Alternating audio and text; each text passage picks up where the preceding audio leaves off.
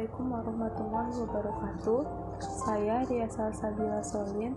Saya dan teman saya akan mereview video YouTube tentang peternakan decuklis. Baiklah, langsung saja. Peternakan decuklis adalah peternakan lebah yang terletak di Bali, lebih tepatnya di Kecamatan Mengui dan Kabupaten Badung.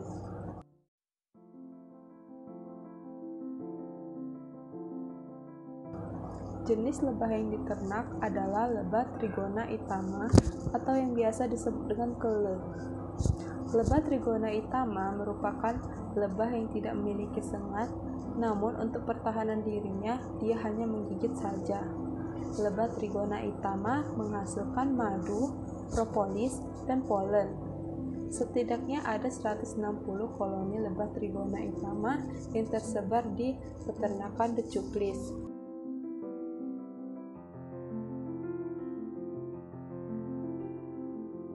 Untuk sistem perkandangannya, peternakan decuklis menggunakan kandang yang alami yang tersebar di pekarangan rumah agar lebah nyaman.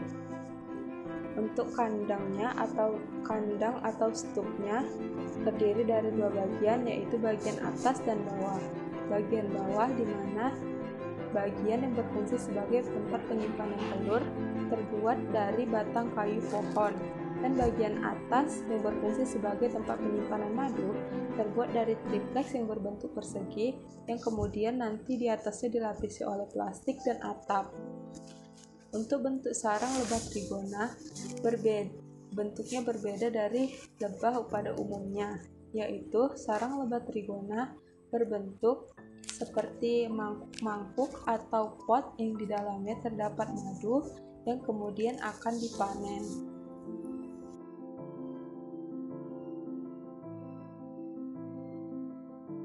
Untuk pakannya tidak diberikan secara khusus. Peternak hanya menanam tumbuhan-tumbuhan penghasil nektar dan resin yang disukai oleh ternak di sekitar peternakan. Contohnya tumbuhan Xanthostemum, air mata pengantin, kaliandra, ketela, dan lain-lain. Nantinya lebah akan terbang mencari makanannya sendiri. Sekian dari saya, akan dilanjutkan oleh teman saya. Saya akan melanjutkan penjelasan dari Ria Salsabila Solin.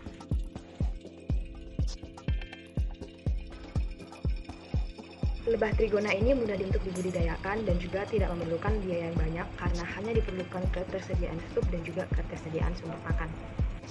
Dalam produksi lebah madu ini, lebah ini sangat mengandalkan alam atau lingkungannya sebagai sumber pakan mereka. Dan ini dapat dikatakan hemat dan juga lebih ekonomis bagi peternak lebah karena mereka hanya bermodalkan dari lingkungan atau alam sebagai sumber pakan dari lebah tersebut. Dan yang artinya, kabar baiknya adalah produksi dari lebah madu ini dapat terjadi sepanjang tahun. Prospek saat ini, apalagi di masa pandemi, ini sangat terbuka bagi masyarakat dan dapat meningkat tajam. Karena diketahui memang madu ini memiliki khasiat yang sangat baik untuk kesehatan. Dan juga artinya ini dapat menjadi pendorong pertumbuhan perekonomian nasional secara umum bagi masyarakat. Di sini disebutkan bahwa madu cuklis tidak ingin memberitahu harga modal mereka, tetapi mereka memberitahu untuk informasi mengenai omset dan produk. Jadi di sini kami berupaya untuk menganalisis sendiri. Untuk melihat biaya-biaya yang dikeluarkan, kami dapat mengeceknya dari Google.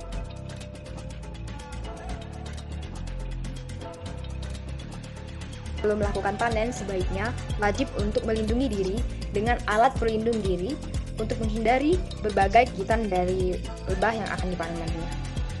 Alat proteksi diri itu terdiri dari baju lengan panjang, kemudian helm untuk melindungi wajah, dan diusahakan di antara baju dengan helm tidak terdapat celah yang dapat membuat lebah dapat masuk dan menyerang. Kemudian, untuk menyedot madunya, seperti yang ada pada video, mereka menggunakan mesin yang terbuat dari mesin aki untuk menyedot. Pertama kali yang kita lakukan adalah membuka rumah atap atau stup dari lebah.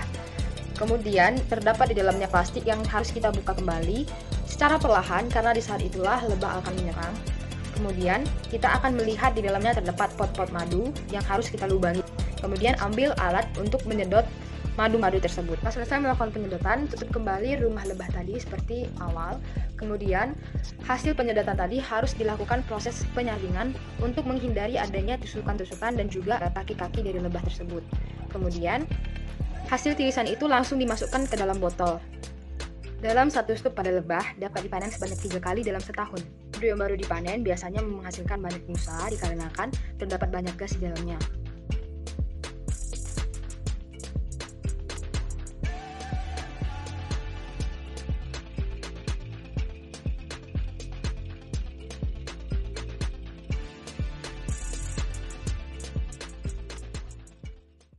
Demikian review dari kami berdua. Jika ada salah-salah kata mohon dimaafkan dan terima kasih telah menonton video kami. Semoga video ini dapat menambah wawasan kita semua. Terima kasih.